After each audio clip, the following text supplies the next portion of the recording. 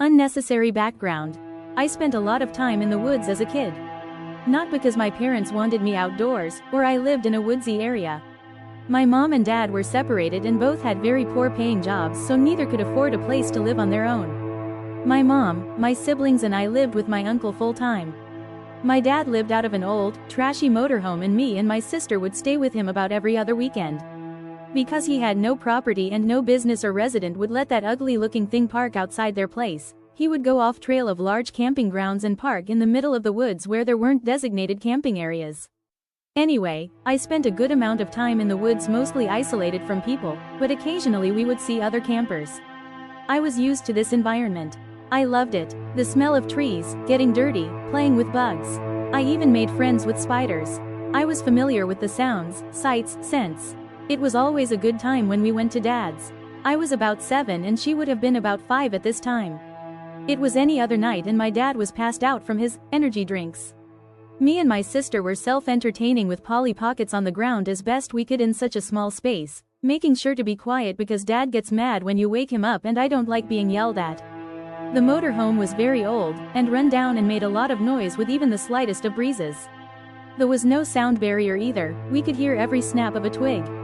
The next thing we know there was tapping. Not on the window or not from the door, but it was a metal tapping that was coming from the side of the motorhome. No big deal. Plants move, trees are noisy, but then the noise started to move.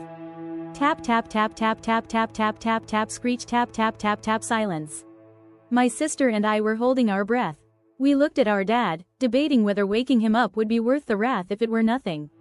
Which it was. It had to be. It's just a tree. Then on the opposite side of the vehicle, bang. Me and my sister ran to our bed, bottom bunk, and huddled together, staring across the way at the air that had made the noise. Bang, screech right next our heads. We yelped and started crying and slid off the bed back onto the floor. Our crying woke up our dad, scolded us and said the noises were branches falling off the trees. That was the end of that. Not a really scary story now, it's just noises. But as a 7-year-old I had never known such fear. It had to have been some asshole camper just messing with us, but still. I was convinced I was gonna die. I tried to make the reading shorter by drawing out the shape of the noises rather than trying to explain. The tapping, banging, scratching noises on the outside of the motorhome at night, seemingly alone in the woods.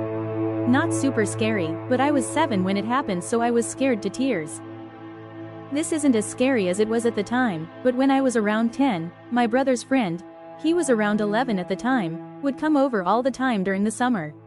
My bro, for some reason, wouldn't really hang out with his friend when he came over though, so I would take it upon myself to hang out with him, partially because I was bored and partially because I felt bad. We'll call the friend Dan. Anyway, we would usually play outside and run around in this huge patch of pretty dense pine forest that surrounds my house. We would build forts. They were really just a bunch of branches that we would find made into lean-tos covered in pine needles, and we would kinda just hang out in the forts and talk about stuff and run from fort to fort playing hide and seek and stuff like that. One time, when we were walking around the woods looking for things like flowers to decorate our forts with, we heard a cackle about 20 feet behind us. We had gone off of a trail into the pine forest that separated the pines and another kinda more dense oak and maple forest that had a lot of bushes. We thought that the cackle had come from the bushes on the other side of a trail. I freaked out a bit, but Dan just got confused. I grabbed the pocket knife that we had always brought with us in a backpack that we carried snacks and water in when another cackle came from the bushes. This time it lasted around 5 to 10 seconds, which freaked Dan and I out enough to book it back to one of the forts.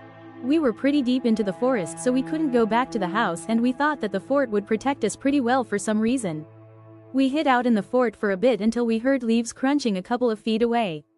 This prompted me to throw a full water bottle at the sound, and Dan and I ran back to the house, terrified. The next day we convinced my older brother, not Dan's friend, but the oldest sibling, I'm the youngest, anyway.